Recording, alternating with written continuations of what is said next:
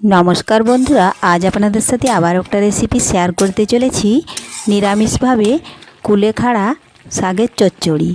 आपनारा प्रथम थेके पुरो भिडियोटा शेष पर्यन्त देखते थाकुन। भालो लागले एकटा लाइक दिए पाशे थाकुन ओ बंधुदेर साथे शेयर करे दिन। देखुन एखाने आमी एकटा छोटो बेगुन और देखुन टुकरो टुकरो करे आलू केटे निয়েছি और एखाने गैस धरिए कड़ाई बसिয়েছি। कड़ाई भालोभाবে गरम হয়ে গেছিল, দিয়েছিলাম সাদা তেল।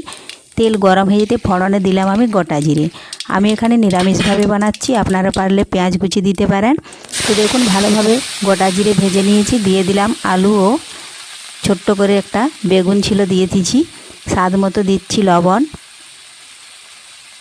পরিমাণ মতো দেব সামান্য একটু হলুদ গুঁড়ো। তার আগে দেখুন একটু নাড়াচাড়া করে লবণটা মিশিয়ে নিচ্ছি।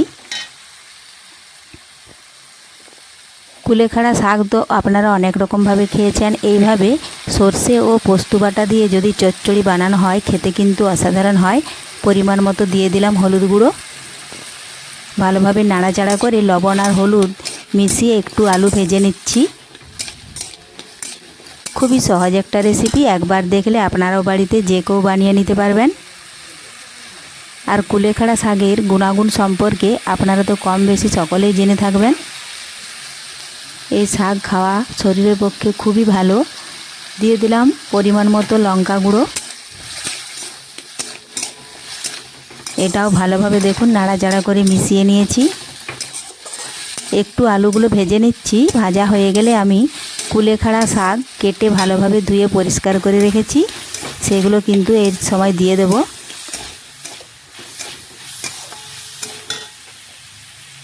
এখন দিচ্ছি আমি সর্ষে ও পোস্ত বাটা। ভালোভাবে একটু আলুর সাথে মিশিয়ে একটু কষে নেব।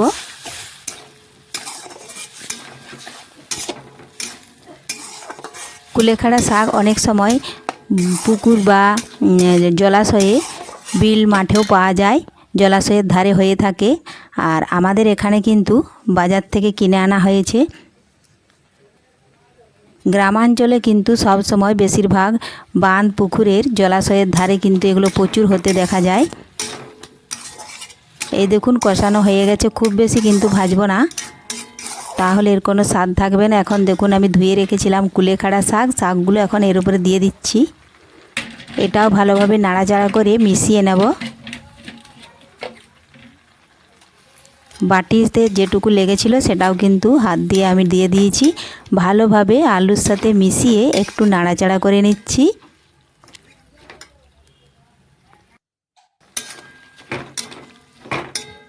এখন আমি কিছুক্ষণের জন্য ঢাকা দিয়ে রেখে দেব, তাহলে কিন্তু শাক আর আলু খুব ভালোভাবে সেদ্ধ হয়ে যাবে।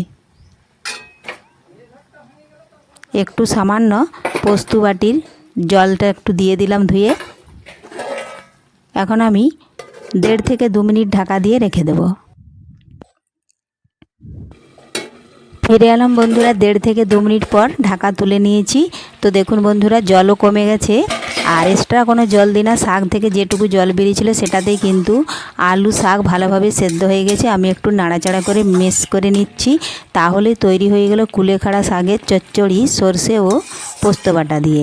রেসিপিটি ভালো লাগলে কমেন্ট করে অবশ্যই জানাবেন। পুরো ভিডিওটা ভালো লাগলে লাইক ও সাবস্ক্রাইব করবেন।